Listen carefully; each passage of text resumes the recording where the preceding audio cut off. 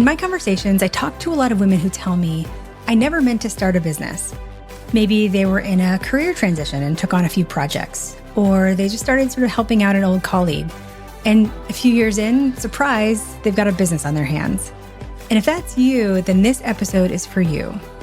So in this episode, I'm breaking down what that really means for your business, a few risks to keep an eye out for, and what I'd tell you if you also, quote, didn't mean to start a business, but now you have one. Plus, you'll hear from women who've been right where you are and what they learned along the way. Ready? Let's go. Welcome to the Smart Gets Paid podcast with me, Leah Niederthal. I help women land higher paying clients in their independent consulting businesses, but I've never been a salesperson.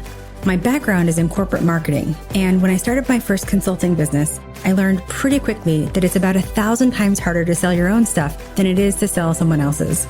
So I taught myself how to do it, and I created the sales approach that I now share with my clients so they can feel more comfortable in the sales process, get more of the right clients, and get paid way more for every client contract.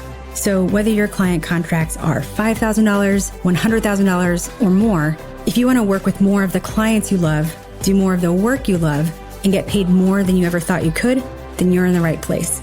Let's do it together. Thanks for tuning in, and don't forget to rate, review, and share. Hey there, Leah here, and thanks for tuning in.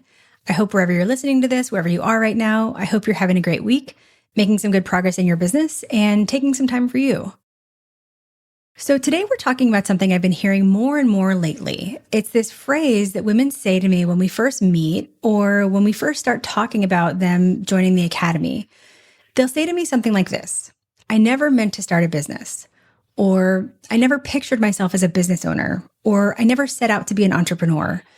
And then they look around a few years later and looks like they have a business now. And so if you've ever said that, or if you've felt that way, then this episode is for you. And I'm going to share why that is totally okay, why it's so easy to feel like you're the only one. I'm going to share some of the risks to your business if you're in this headspace of, I didn't mean to start a business. And I'm going to share a few things I would tell you. And you're going to hear from a few of my clients who also never meant to start a business and some advice that they'd share. So if you're someone who, quote, never meant to start a business, or you've never thought of yourself as a business owner, then this is for you. So what do I mean when I say, quote, didn't mean to start a business? I mean, if this is you, then you know exactly what I mean, but I'll see if I can do it justice here. Because I talk to so many women who are in this position. They didn't sit down one day and think, I'm going to be an entrepreneur, like I'm going to start a company. This is what I'm driven to do. This is my purpose in life. It wasn't anything like that. Instead, it usually looks a little different. And again, maybe you'll see yourself in one of these scenarios. Maybe you got laid off from your last corporate job and you started doing client work to make money while you figured out your next move. Maybe someone asked you if you could do a project, so you did. Or maybe you left your job and you weren't finding good opportunities out there, so you took on some client work while you figured things out. Maybe you went on maternity leave, or you stepped away from your job to take care of your kids or your parents, and then you started doing some consulting on the side. Or maybe you were already doing projects on the side and, you just sort of kept going with that until you realized, hey, this is making pretty good money. There are so many ways that women just start taking on consulting work. And then at some point, oftentimes a few years in, you look around and you realize, wait a minute, I guess I have a business here. I mean, does that sound familiar? If you're hearing this? I talked to a woman who had a great way of describing it. She started doing the work that she does as a temporary transition between jobs. And she said, in terms of it like being temporary, she said, it's like I was living in a tent. But then eventually, she said, it's like I live here now. And I'll tell you, this happens way more than you think. In fact, I'd say most women in consulting didn't set out to become business owners. And yet, when you're in this place, it feels like you're the only one. Because when you look around, it seems like everyone else must have meant to do this, like must have meant to start their business. And you're the odd one out. And I got to tell you, even I didn't mean to start my consulting business when I first got started.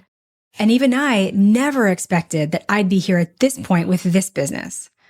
Because, once upon a time, back in 2010, I left my corporate job to take a year off and travel the world with my then partner.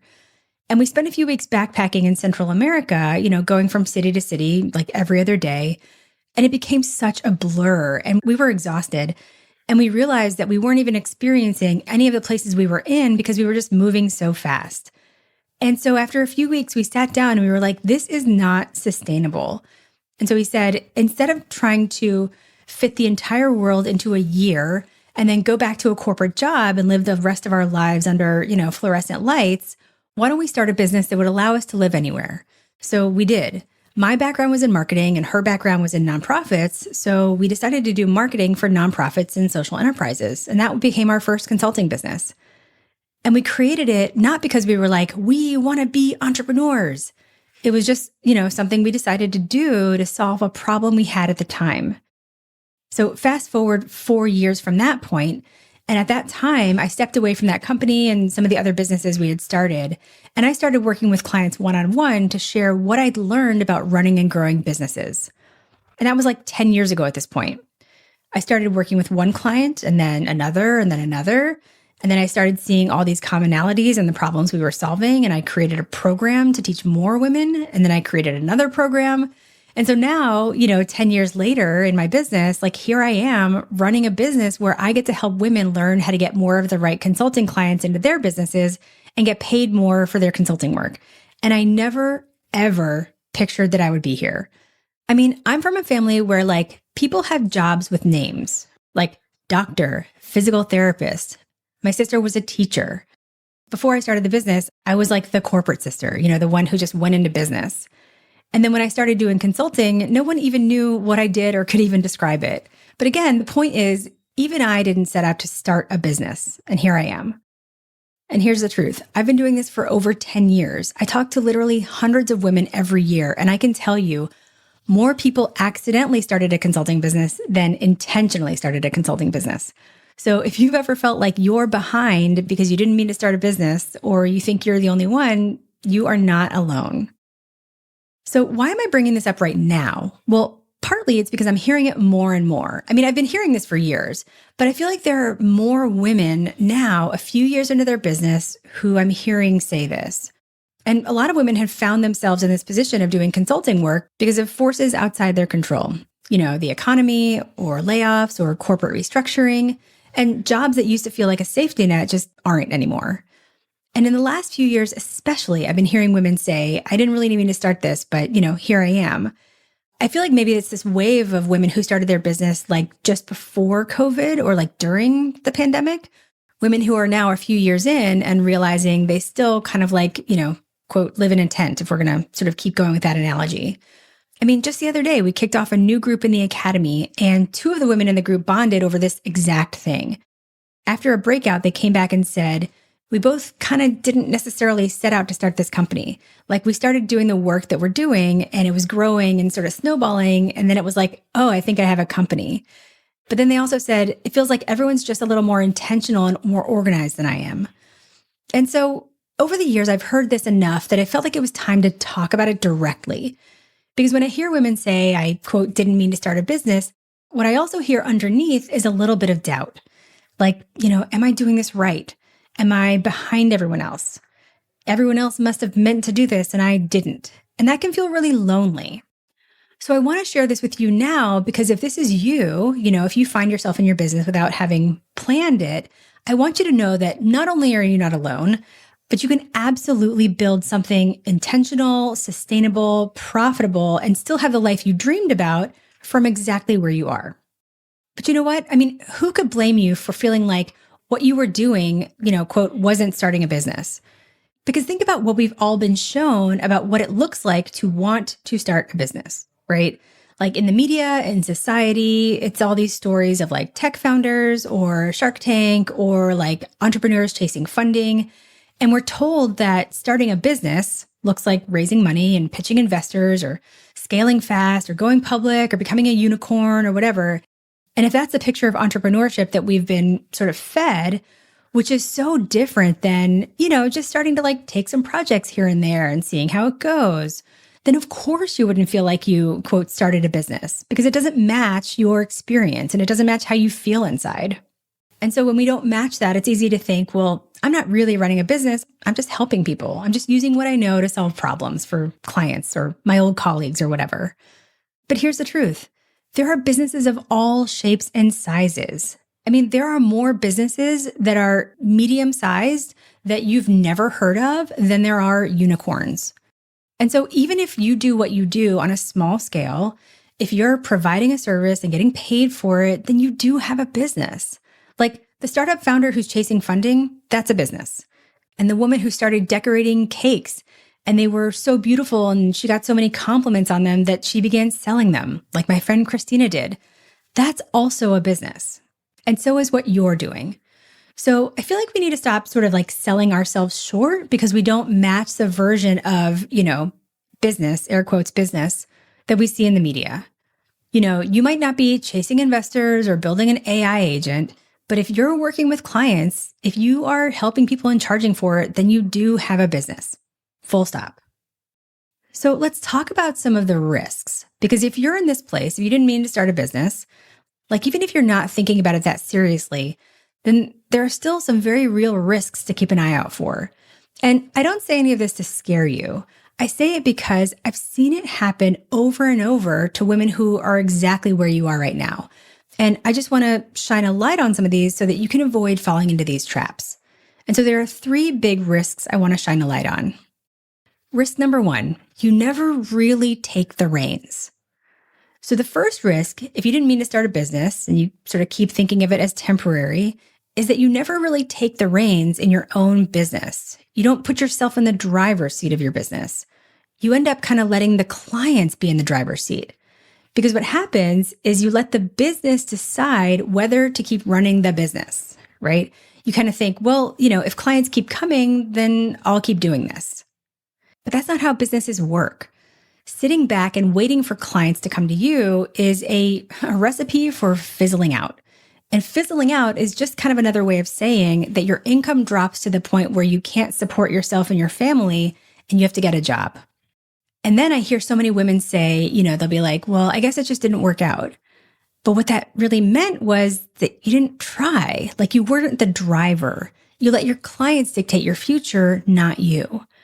And I want to ask these women, I'll ask you, like, when else in your life have you let big decisions be determined entirely by outside forces, right? Like, did you sort of half-ass high school and not really care about grades and then said, well, if college comes to me, then I'll go? Like, of course not. You're an achiever. You've probably been intentional about almost everything else in your life. So why wouldn't you do the same here? And so when you're not in the driver's seat, you're just sort of letting the wind blow you around. And the second part of this risk of not taking the reins or not being in the driver's seat is that emotionally, you can sort of stay 1 foot in, 1 foot out. Sometimes I hear women saying, well, I'm trying to grow my business, but I'm also looking for a job and I'll just sort of see how it goes. And when women say that to me, I always tell them, like, if you're deciding between focusing on your business and getting a job, like you should go get a job because running a business is hard. It takes work. It takes commitment. And you can't build something real if you're hedging your bets. And between, the chances of growing your business and the chances of getting a job, the grass isn't greener on one side or the other. Like the grass is greener where you water it. And so if you're putting half your energy into your business and half into maybe looking for a job, then neither one is getting what it needs. And you'll stay in limbo. So whether it's sitting back and letting outside forces decide for you, or whether it's being sort of half in and half out, the risk is the same. You're not really owning the role. And without that ownership, you can't build the business that you want. So that's risk number 1. Risk number 2, you stay small and it affects your confidence. So the second risk of thinking of this as, temporary for too long is that you end up staying small. You sort of get stuck, or you end up running what's called a zombie business. And here's what that looks like. You're covering your expenses, maybe even paying yourself a little bit, but that's it. You're not really growing. You're not shrinking. You're just kind of like The Walking Dead. You're like a zombie business. And I've seen women stay in that place for years, just doing enough to get by, but also missing out on so many opportunities. And part of why you stay stuck is because you're not investing in your business the way a real business needs to. And listen, I don't mean spending like thousands of dollars on branding or a glossy website. Like, I mean the basics, a contract template, a CRM so you're not trying to manage everything in a spreadsheet, a way to do marketing and actually get clients, even things like working to clearly explain what you do. And when you don't have those things, it's like to keep that tent metaphor going, it's like you're still living in a tent instead of building a house. And when you're not investing in the things that make your business feel like a business, the deeper risk is that it can affect how you feel and it can affect your confidence. You might think, I don't have a real company name. My systems are kind of janky. And that insecurity can show up when you talk to clients and make you feel smaller than you really are. Because here's the thing, if you've gotten this far without a real strategy, imagine how far you could go with one. Imagine if you weren't reinventing the wheel for every project. Imagine if you had simple systems and workflows in place so things felt smooth and professional. Imagine that you had a real biz dev strategy instead of just sort of taking on whatever client happened to come your way. And you could actually choose the projects to take on. That's what's possible. But if you don't do those things, then the risk is that you stay in that holding pattern. And when you're in that holding pattern, you don't just lose money, you lose momentum and you lose confidence and you can lose sight of what's actually possible. And part of what makes this risk so sneaky is that it doesn't feel like failure. You're not crashing and burning. You're just sort of not going anywhere. And that can keep you stuck for years. So that's risk number 2. And then risk number 3, you end up operating like an employee, not a business owner. So the third risk is that you end up in a position where you're doing work for clients, but you end up being treated like an employee. And I hear this a lot. This can happen especially if most of your first clients are people you used to work with. And especially if you have one whale client that's responsible for most of your income. And if that whale client is also your old employer, then forget it. It's so easy to slip back into that role. And you end up letting the client call all the shots. You have a hard time saying no. It's really easy to over-deliver and undercharge. And before you know it, they're treating you like you're on their payroll. And that alone really sucks. But here's the real problem with that. When you first start taking clients and you're not working full-time for someone else, then one of the first things you notice is how much more freedom and flexibility you have in your day. You don't have to be at your desk at 9 a.m. or you can be there for school pickup. Yay, all of those are good things. And in terms of income or how much you want to make or make up, from your clients, oftentimes the first benchmark is that you want to make up your last salary. All right. None of that is wrong or bad. But then over time, if you have this relationship with your clients where you're sort of operating as an employee and you can't set boundaries and you find that they're treating you like they did when you worked for them, and in terms of income, you're making the same or less than your last salary, and you don't get things like paycheck security or healthcare or whatever.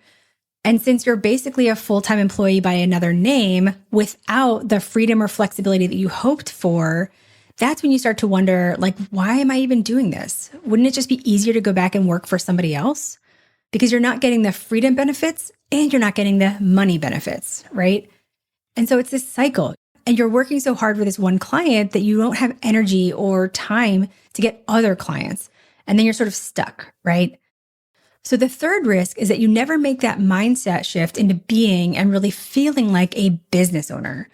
And so without that, it's so easy to stay in that no man's land where you're not really an employee, but you're not really running a business either. So those are the 3 big risks. Number 1, you never take the reins. Number 2, you stay small and it affects your confidence. And number 3, you end up acting like an employee, not a business owner. And again, I'm sharing these not to scare you, but to show you what's at stake if you don't make that shift. And the good news is, once you see these risks, you can do something different. So if those are the risks, staying small, staying in limbo, never really owning the role, what would I tell you if you're in this position? Well, first, I want to be clear. Not everyone wants to change. Some women are fine staying in okay. They're fine taking on a few clients here and there and covering their expenses and leaving it at that. And if that's what you want, there's nothing wrong with that. But that's not who I'm talking to here. I'm talking to you if, sure, you didn't mean to start a business, but now you want more. I'm talking to you if you're wondering why you're not doing better, or if you want to stop feeling like you're in limbo or making it up. And I'm talking to you if you're doing okay, but you're not okay with just okay. So if that's you, then here's what I want you to know. You can absolutely build something that feels intentional, sustainable, and freeing even. And it starts with 3 things. So here's what I tell you. Number 1, you have to decide to treat it like a real business. So again, you have to decide to treat it like a real business. And I know this sounds obvious, but really, there are probably some mindset things at play and maybe some fear or some hesitation, probably a lot of things going on. So yeah, that sounds obvious, but if it was so easy, you would have done it already. Because you might have started out just dipping your toe in or trying it out or doing a project here and there. And maybe you still think of it like, well, this isn't forever. I'll just see how it goes. But if you want this to work, if you want it to provide for you and give you time freedom and flexibility and all the things it can, then at some point you have to stop treating it like a temporary tent you pitched and start treating it like the house you live in. And that doesn't mean you have to call yourself an, air quotes, entrepreneur. You don't have to make it your whole identity. But you do have to recognize that, yeah, you are running a business.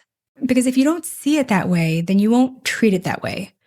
And listen, you might be thinking, but what if I want to get a job later? That's totally okay. You can do that. Your season might change, your circumstances might change, and you can always go back and get a job if you want to or you need to. Running a business doesn't make you less hireable. In fact, employers see it as a strength. It shows initiative, it shows leadership, it shows resourcefulness. And actually, on this podcast, Amanda Moncada Perkins talked about how she was running her business and her circumstances changed. And she decided to go back and get a job in big law, which is where she had come from. And she talked about how in the interview process, she expected to be grilled on mergers and acquisition questions, right? But what they wanted to talk about in those interviews was how she ran her business and how did she get clients and on and on. And she ended up getting hired in big law, which is very competitive, having not even practiced big law for several years. So running a business, being a business owner never makes you less hireable, less interesting, or less memorable if you ever want to get a job. But listen, right now, you're here. This is where you are. And success doesn't happen by accident. The past might have been an accident, but the future has to be intentional. So decide that you live here now. You can decorate, you can build, you can make it yours. So that's the thing I would tell you, number 1, decide to treat it like a business. The second thing I would tell you is build a simple, solid foundation. You don't need a fancy website. You don't need a logo. You don't need a 25-page business plan. What you do need is the basics. You need to know the problem you solve and who you solve it for. You need a way to get clients on purpose, not just sort of wait for the ones who come your way. You need to know how to lead a sales process and help clients say yes, and a way to deliver your work that's repeatable so you're not reinventing the wheel every single time. And then, layer in some simple systems, a CRM so you can keep track of conversations in your pipeline, a contract template, a way for clients to pay you. It doesn't have to be complicated, but it does have to exist. Because not only does it make your life easier, it also makes you look more buttoned up. And let me tell you, when you're trying to command premium prices, that matters. Your client's experience of you starts even before they sign the contract. It actually starts in the sales process. And so if things feel like you're kind of scraping it together, it's a lot harder to make the case for why they should pay you a premium price. The other part of building your foundation is surrounding yourself with the right people. And by that, I mean people who are where you want to be. And here's the truth. That's unfortunately not most people. So the studies show that over 80% of women-owned businesses generate less than $100K a year in revenue. Okay, 80% are less than $100K. And within that group, so within that 80%, 37% of them make somewhere between $10K and $50K a year, and 44% of them make under $10K a year. All right. So what this means is if you want to make $200K in your business, $300, $500, even $1 million, then statistically speaking, the 1 or 2 women consultants you happen to know are probably not going to be in that range. And if you're only looking at them and only asking them for advice, then that advice is not going to get you where you want to go. I mean, don't ask for advice from someone who's never been where you want to go. And so if your peer group of women business owners is just a couple of women who are making effectively not that much in their business, that becomes your mental anchor. and it's your bar for what you believe is possible. And I don't say this to be harsh. I say it because I see the data. But here's the good news. Those women do exist. There are women out there building multiple 6- and 7-figure consulting businesses. They're out there charging more, setting stronger boundaries, building real companies. And if you want to grow, you need to be around them. You need to see what's possible. That's one of the reasons I love the work we do in the Academy. It's not just about strategies and tools. It's about being in the room with women who are serious about their businesses, women who are asking bigger questions and raising the bar. And so when you see what they're doing, it changes what you believe is possible for you. And I see this all the time. It just happened a few weeks ago where somebody was getting feedback on her pricing and somebody else said, knowing you're charging this much tells me it's possible. She said, I need to raise my prices. So surrounding yourself with the right people isn't just about having company along the way. It's about expanding what you think is possible so you can actually get where you want to be. So that's thing I would tell you, number 2. And the third thing is adopt a business owner mindset. So this one is a bit of an offshoot of number 1, but it's slightly different. When I think about business owner mindset, adopt the mindset of you're not playing business. You're not, quote, just helping people.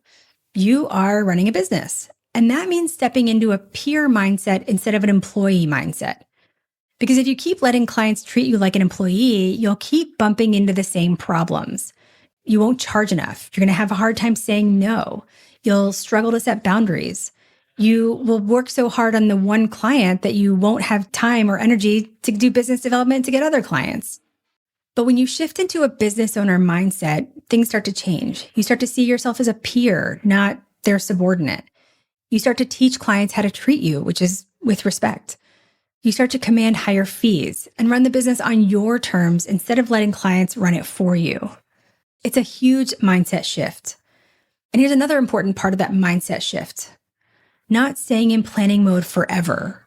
Because in corporate, what's rewarded is planning, reducing risk, right? Thinking through every detail, building the 40-slide deck, getting buy-in from 6 different stakeholders before you do anything. That's what we are trained to do.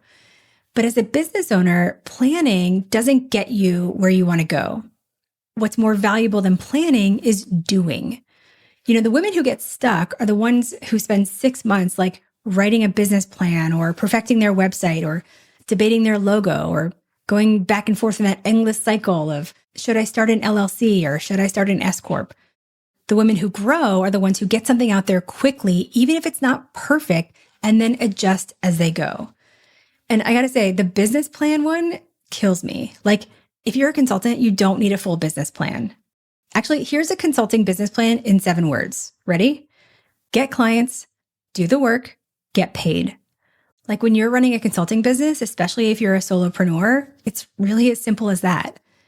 And I'll tell you, this can feel really uncomfortable at first, going fast, because it goes against everything you might have been taught in corporate. But it is how you build momentum. It's how you grow faster. So the third thing is adopting a business owner mindset.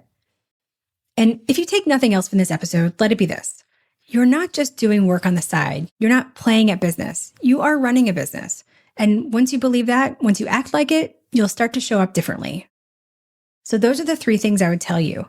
Decide and treat it like a real business, build a simple, solid foundation, and adopt a business owner mindset. Because when you do those things, things start to open up for you.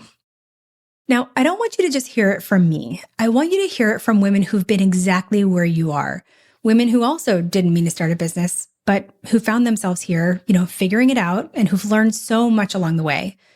These are clients of mine, women in the Academy, and I've asked them to share a little bit about their journey and what it was like to realize they were really running a business and what they've discovered about themselves as they've stepped into that role. All right. So you're going to hear from Katie Goldstein, Christine Thomas, Jen DeLeon, Carrie Bornstein, and Megan Mozina. Hi, my name is Katie Goldstein, and I'm the founder of KG Comms. I have been working at my PR agency for several years and knew that was no longer the right fit, but also had no idea what I wanted to do at that time with my career. So I decided to start consulting as kind of this interim gap filling solution while I figured out what I really wanted to do. and quickly realized somewhere between 3 and 6 months in that this was actually something I wanted to make my full-time career. When I started consulting, I was just doing contract work for a former employer. So the business didn't really start to feel like a business until I was about 6 months in, and I got an inbound lead from a former client of mine that I'd had when I was at my former PR agency, and quickly realized I need to establish an LLC and talk to an accountant. The advice I give to somebody else starting out is, forget any of the working paradigms that you had from previous employers. This is your business and you get to design it in the way that really best suits you. So that means saying yes to what you want to say yes to. It also means saying no to the things that you want to say no to and that don't serve you. So just think about, all those employers that you previously had where you weren't able to set proper boundaries. Now is your opportunity to get to right the wrongs of history and set the boundaries that really suit you. And I think what you're going to find is they not only suit you, but they really suit your clients and just the business overall. My name is Christine Thomas, and I'm a co-founder of CK Digital Learning Solutions. So my origin story started in 2020 when I was still in my corporate position at a global BPO company. I was responsible for the L&D portion of the business, specifically dedicated to work-at-home agents. It went from training 2,000 to 5,000 people to 12,000 to 18,000 people. And it just got really difficult and I started to get burnt out. So my partner and I started thinking about how we could do this on our own with less stress and less red tape. I realized this could actually be a business when my business partner and I were still working in our corporate positions, and we'd been doing some things on the side, and we were offered a contract to do some more long-term work. We both kind of looked at each other and we were like, gosh, I think we could really make this happen. Now, the only people I answer to are myself and my business partner. So we decide what the hustle looks like, and I really appreciate that. My advice to a woman who didn't mean to start a business would be to trust your instincts and listen to your inner hero voice. I distinctively remember having an overwhelming urge to do something different, break away from the stress that I had in my life and fundamentally make a change just out of preservation. And the other thing would be to not give in to your fear. Trying something new, trying something different and scary, financially risky, all can lead up to being excuses that will hold you back from something you can't even begin to comprehend will change your life when you become a business owner and work for yourself. So yeah, trust yourself and your gut. Hi, my name is Jen DeLeon, and I am an author and the CEO and founder of Storybridge. I definitely did not set out to start a company. My dream forever was to become a published author, and in many ways that felt like the end of the rainbow. But I soon found out after publishing my first book just over 10 years ago that it was the beginning of a new journey, and I was essentially an entrepreneur. Authors, especially these days, are responsible for doing so much of their own marketing and sales, and simply being in the world as an author isn't something that's passive, or you don't just hang out at your desk. Not that it's easy, but that alone will not make you a quote unquote success. I found that people were beginning to pay me to speak about my books, and I was pleasantly surprised at how much they were paying me. I realized it was a business when I was starting to get requests for speaking at schools, universities, companies, and I needed to have things like contracts, invoices, a separate email address, a website. And that's when I started realizing I also needed to form an LLC.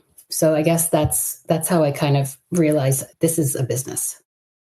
So this is some advice that I remember Peloton Robin saying once. She said, know your worth, add tax.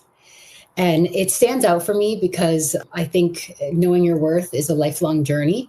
But in terms of being an entrepreneur and starting a business and running a consulting business, there truly is so much to learn. But as Leah often says, there's so much to unlearn.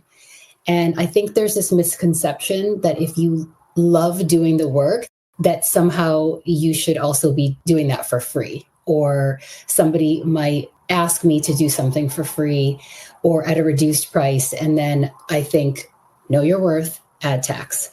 And some advice in general is to just take up space.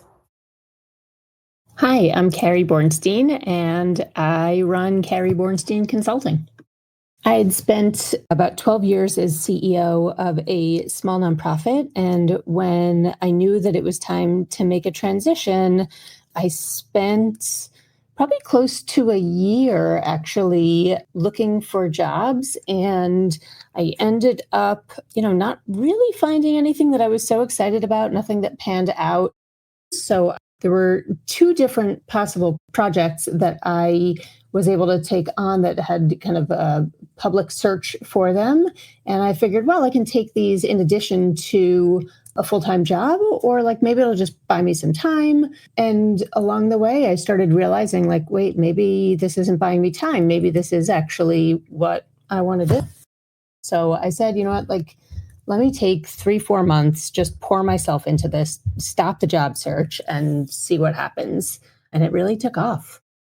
When I first got started, I realized now that I was very focused on letting the organizations that I worked for lead the process. And what I've discovered over time is I think that they're much more looking for me to lead the process rather than them leading the process and my kind of following along. I really think that that's a really big mindset shift that I've had over time. The two things that I would say are most important in terms of the advice that I would give. One would be just to do all of the things.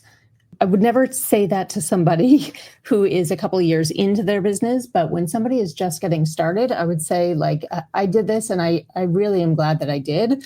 I took every project I could get. I did all kinds of different things that I felt like I could do. And it really helped me hone in on where I really wanted to be and where my value add was so that I could then really focus on those places. The other thing that I would say is really just talk to as many people as possible. Tell them, here's what I'm thinking about for my business, get their questions, their feedback, their input, and keep shaping what you do over time. I found that so helpful to me in pushing my thinking and helping develop my focus and how I would work. I'm Megan Mosina, and I run Cresta Solutions. I was working at a university running an internal consulting office, and I had, in the course of 2 weeks, 3 previous executives from the university reach out to me and ask me to help them with projects at their new organizations. And I just did not have the bandwidth to do that job and commute. And I had young kids at the time, and I knew I wouldn't be able to handle all of that. But I really wanted to work with them on the projects that they needed help with. So it got me really thinking about how I would do that. A few weeks later, right after having lunch with one of these people who was trying to convince me to work with them, I went to a meeting and they said that there was a reorg and I could have any position I wanted at the university. And I said, can I actually take a severance package instead? And they were surprised that I was interested in that, but I took it and I started my business. I started my business 2 weeks before the pandemic hit, so it really threw things off. So it was a very slow progression to making it feel like a quote unquote real business. But I think I stopped using those air quotes around my business when one day someone reached out to me and asked me a question about how to do a business thing, like write a proposal or what to do about bookkeeping or business insurance or something like that. And I was like, oh, I know what I'm talking about. So that's when it finally felt like a real business. I came from being an internal consultant in higher education at a university. So I thought that I would be doing hourly higher ed consulting, only responding to RFPs. And it's totally different now, using value-based pricing. by working directly with organizations and almost never responding to RFPs, instead working through my sales system to get clients as a way of doing things. I would tell her that by being able to pick her clients and the types of problems she solves for them and the way that they solve the problems, she is able to not only help the types of people that she wants to and make that type of impact in the world that she wants, but that by doing so, she is designing herself and crafting the person, the woman that she wants to be, that she will become through doing all of that work. And I think that's what's really powerful about this, that we have the choice to be who we want to be.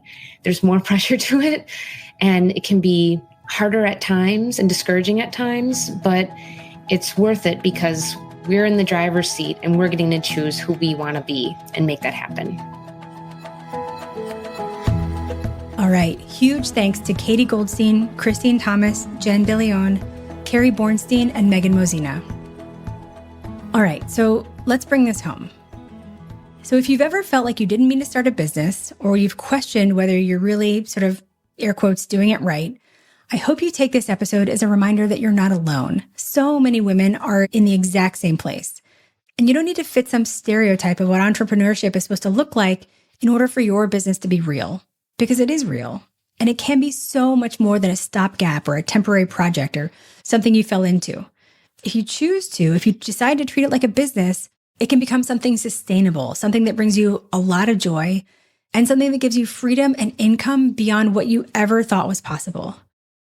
One of my old clients messaged me recently, and it really sort of brought this point home. She started her business as this temporary side thing when she and her husband had to move cities. And because of the move, she had to leave her job, and they also had a newborn at the same time. And so she started taking projects on the side because she didn't really want to go full time yet, but she also didn't want to not be making money. And after a couple of years of doing that, she joined the academy to be really intentional about her business. And so recently she sent me this message. Here, let me grab it. She said, "Leah, today marked a major milestone. Our family closed on our dream house. When I look beyond the price tag, one I could have never imagined my business would afford me the opportunity to buy, and think more broadly about the life that entrepreneurship has allowed me to pursue, I am filled with pride and gratitude." She goes, "I attribute so much of my growth as a business owner and a consultant to my participation in the program, and I thought there was no better time to reaffirm that hard work and expert guidance pays off." So things like this are possible. The life you want is possible, but it won't happen by accident. It won't happen by, seeing what happens. It'll happen with intention and focus. So don't sell yourself short. Don't wait for the business to decide for you. Decide for yourself and then start building. And of course, if you'd like to get help doing that, if you want guidance on how to grow your consulting business and get more of the right clients and feel more confident in running the business side of your business, that's exactly what we do at Smart Gets Paid. If you'd like help and guidance on that, reach out to us at Smart Gets Paid. So thanks so much for tuning in, and I'll see you next time.